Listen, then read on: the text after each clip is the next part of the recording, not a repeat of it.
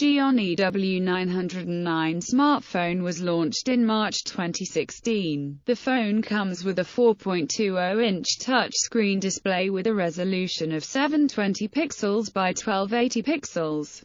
The Gionee W909 is powered by octa-core MediaTek processor and it comes with 4 GB of RAM. The phone packs 64 GB of internal storage that can be expanded up to 128 GB via a micro SD card.